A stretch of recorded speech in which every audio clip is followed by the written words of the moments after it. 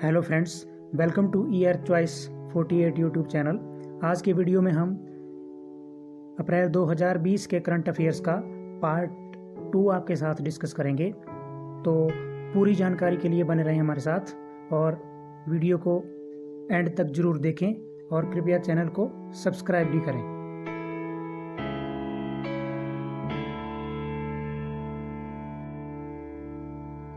हमारा प्रश्न है, आरबीआई ने नकदी संकट से जूझ रहे निजी क्षेत्र के बैंक यस बैंक के निदेशक मंडल को भंग करते हुए किस व्यक्ति को यस बैंक का प्रशासक नियुक्त किया गया है? जो इसका सही उत्तर है वो है ए, प्रशांत कुमार। जो इससे संबंधित तथ्य हैं वो है 5 मार्च 2020 को रिजर्व बैंक ने नकदी संकट से जूझ रहे निजी क्षेत्र के यस बैंक के निदेशक मंडल को भंग कर दिया और साथ ही आरबीआई ने भारतीय स्टेट बैंक के पूर्व उप प्रबंधक निदेशक और सीईओ को, जो प्रशांत कुमार जी हैं, को यस बैंक का प्रशासक नियुक्त किया गया है। अगला प्रश्न है, फरवरी 2020 में international institute for strategic studies IISS द्वारा प्रकाशित एक रिपोर्ट के अनुसार विश्व का सर्वाधिक रक्षा खर्च वाला देश कौन सा है?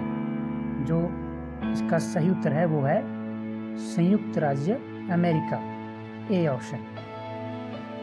संबंधित तथ्य है 14 फरवरी 2020 को international institute for strategic study द्वारा वर्ष 2019 में वैश्विक स्तर पर रक्षा खर्च पर से संबंधित रिपोर्ट प्रकाशित की और इस रिपोर्ट के अनुसार 2019 में विश्व में रक्षा पर सर्वाधिक खर्च करने वाला देश संयुक्त राज्य अमेरिका है, जिसमें 684.6 बिलियन डॉलर। अगला प्रश्न है, 26 फरवरी 2020 को जारी हुरून ग्लोबल रिच लिस्ट में किसे शीर्ष स्थान प्राप्त हुआ है? जो इसका सही उत्तर है वो है ए, जेफ बेजोस।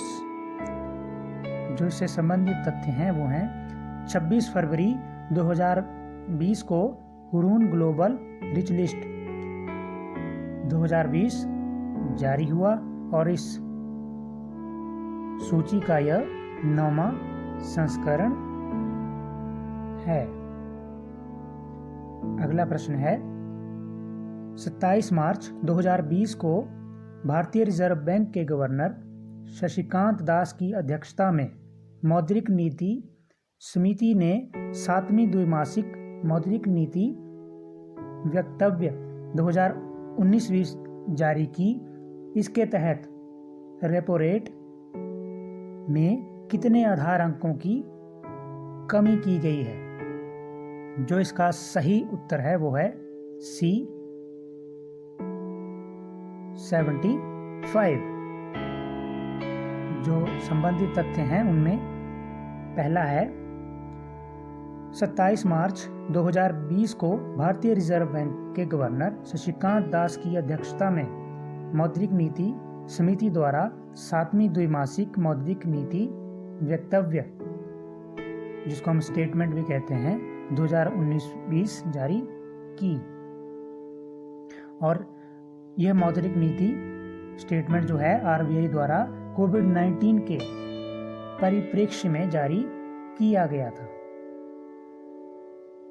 हमारा अगला प्रश्न है, 30 मार्च 2020 को एशियाई विकास बैंक ने भारतीय राज्य क्षेत्र में कितने करोड़ डॉलर के निवेश की घोषणा की है? जो इसका सही उत्तर है वो है बी, 10 करोड़ डॉलर।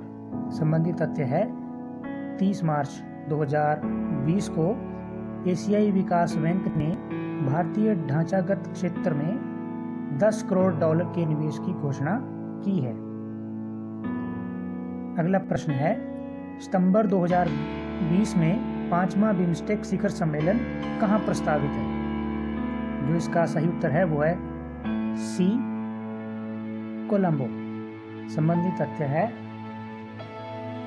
सितंबर 2020 में 5वां बिम्स्टेक शिखर सम्मेलन 2020 जो है वो श्रीलंका के कोलंबो में प्रस्तावित है।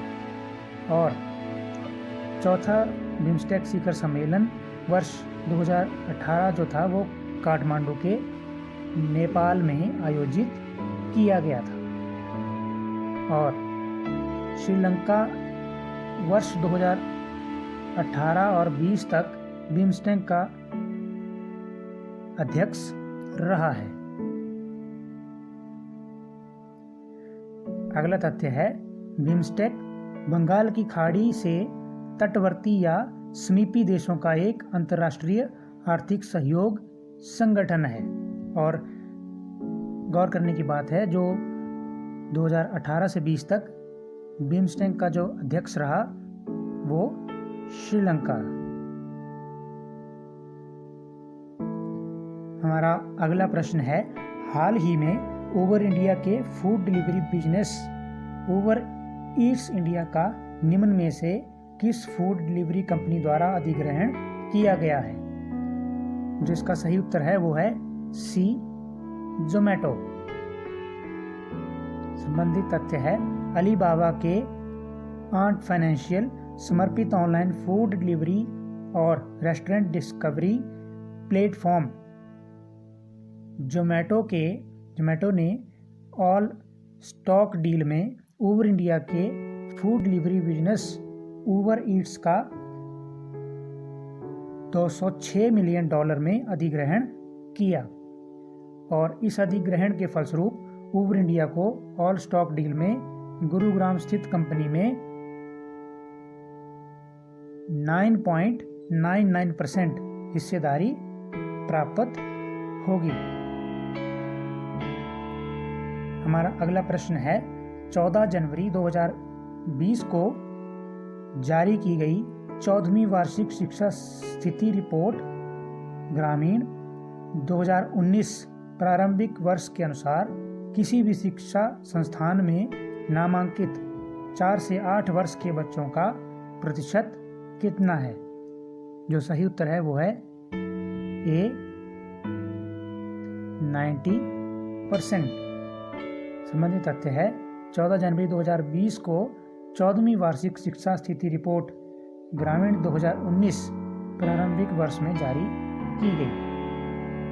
और अगला तथ्य है इसमें, वर्ष 2005 से प्रतिवर्ष असर ने ग्रामीण भारत के 3 से 16 आयु वर्ग के बच्चों के विद्यालय में नामांकन तथा 5 से 16 आयु वर्ग के बच्चों में बुनियादी शिक्षा और गणित समझ पर वार्षिक शिक्षा स्थिति रिपोर्ट जारी की जाती है। अगला है, 2019 की रिपोर्ट में 4 से 8 आयु वर्ग के बच्चों पर जो उनकी शिक्षा का स्तर है उस पर महत्वपूर्ण विकास संकेतों पर ध्यान केंद्रित किया गया है। अगला प्रश्न है, Paytm insurance broking private limited निम्नलिखित में से किन श्रेणियों के बीमा उत्पादों की बिक्री करेगी? जो इसका सही उत्तर है वो है डी, जिसमें आता है उपरोक्त सभी विकल्प। और इनमें है 4 पहिया एवं 2 पहिया वाहनों का बीमा, चिकित्सा बीमा और जीवन बीमा। इंपॉर्टेंट फैक्ट है, 2 मार्च 2020 को प्रमुख भारतीय डिजिटल भुगतान एवं वित्तीय सेवा कंपनी पेटीएम के पूर्ण स्वामित्व वाली अनुषंगी Paytm insurance broking private limited ने बीमा ब्रोकर के कारोबार का लाइसेंस हासिल करने की घोषणा की। अगला प्रश्न है, 3 मार्च 2020 को विश्व बैंक समूह ने कोरोना वायरस से पीड़ित देशों की मदद के लिए कितने अरब डॉलर की आर्थिक सहायता की घोषणा की? जो इसका सही उत्तर है वो है डी, जिसमें है 12 अरब डॉलर। संबंधित तथ्य है 3 मार्च 2020 को विश्व बैंक ने कोरोना वायरस कोविड-19 से पीड़ित देशों की मदद के लिए 12 अरब डॉलर की आर्थिक सहायता की घोषणा की। और अगला इंपॉर्टेंट फैक्ट है, विश्व बैंक समूह के अध्यक्ष डेविड मालपास ने कहा इसका उद्देश्य जो है वो जरूरतमंद देशों को तीव्र और असरदार तरीके से मदद उपलब्ध कराना है। अगला प्रश्न है, 5 मार्च 2019 को भारतीय प्रतिभूति एवं विनिमय बोर्ड सेबी ने एक mobile app SEBI scores launch किया। इस ऐप के माध्यम से कौन अपनी शिकायतें सेबी के पास आसानी से दर्ज करा सकते हैं? जो इसका सही आंसर है वो है बी, जो है निवेशक। संबंधित तथ्य है 5 मार्च 2020 को भारतीय प्रतिभूति एवं विनिमय बोर्ड सेबी ने एक mobile app SEBI scores launch किया और इस मोबाइल ऐप के माध्यम से निवेशक जो है वो अपनी शिकायतों को आसानी से सेबी के पास दर्ज करा सकते हैं। अगला प्रश्न है, 9 मार्च 2020 को स्टॉकहोम अंतर्राष्ट्रीय शांति अनुसंधान संस्थान SIPRI द्वारा जारी रिपोर्ट अंतर्राष्ट्रीय सशस्त्र हस्तांतरण प्रतिवृत्तियां 2019 के अनुसार वर्ष 2015-19 की अवधि में विश्व का शीर्ष सशस्त्र निर्यातक देश कौन सा है? जिसका सही उत्तर है वो है बी,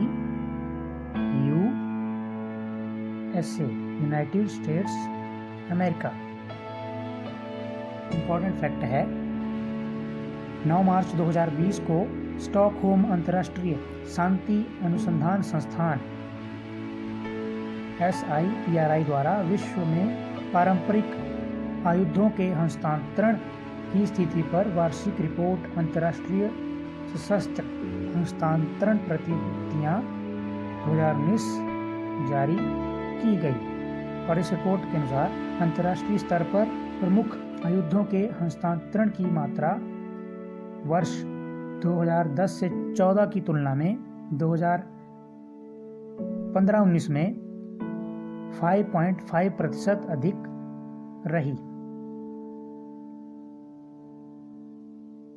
जो हमारा अगला प्रश्न है वो है, वर्ष 2019 में भारत किस देश को पीछे छोड़कर विश्व की 5वीं सबसे बड़ी अर्थव्यवस्था बना? जो इसका सही उत्तर है वो है सी, जिसमें है ए और बी। जो ए ऑप्शन है वो है यूनाइटेड किंगडम और बी है फ्रांस। इंपॉर्टेंट फैक्ट है, फरवरी 2020 में संयुक्त राज्य अमेरिका स्थित think tank world population review द्वारा जारी एक रिपोर्ट के अनुसार 2019 में यूनाइटेड किंगडम और फ्रांस को पीछे छोड़कर विश्व की 5वीं सबसे बड़ी अर्थव्यवस्था बना। और इस रिपोर्ट के अनुसार 2019 में भारतीय अर्थव्यवस्था का आकार 2.94 ट्रिलियन डॉलर था, जबकि यूनाइटेड किंगडम और फ्रांस की अर्थव्यवस्था का जो आकार था वो था 2.83 ट्रिलियन डॉलर तथा 2.71 ट्रिलियन डॉलर। जो 2.83 ट्रिलियन डॉलर था वो था यूनाइटेड किंगडम और 2.71 ट्रिलियन डॉलर था फ्रांस की अर्थव्यवस्था का आकार।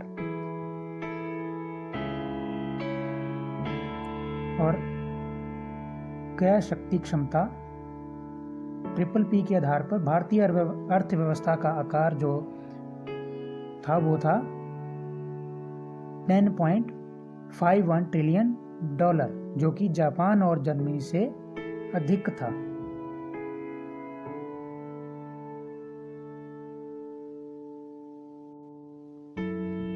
इसमें एक कुछ इम्पोर्टेंट फैक्ट्स और हैं जो कि हैं वर्ष 2015-19 की अवधि में विश्व के शीर्ष सशस्त्र निर्यातक देश तथा उनका विश्व के सशस्त्र निर्यात में जो परसेंटेज है वो इस प्रकार से है। नंबर 1 USA 36%, रूस 21%, फ्रांस 7.9%, जर्मनी 5.8%, चीन 5.5%, UK 3.7%, स्पेन 3.1%, इजराइल 3.0%। नंबर 9 पे है इटली 2.1% और नंबर 10 पे है दक्षिण कोरिया 2.1%। और कुछ और इम्पोर्टेंट फैक्ट्स हैं इसमें फर्स्ट है सशस्त्र निर्यातकों की सूची में भारत 23वें स्थान पर है, जो जिसकी परसेंटेज है 0.2%। और वर्ष 2015-19 की अवधि में 5 शीर्ष आपूर्तिकर्ता देश जो हैं वो विश्वव्यापी सशस्त्र निर्यातों का कुल 76% हेतु उत्तरदायी है।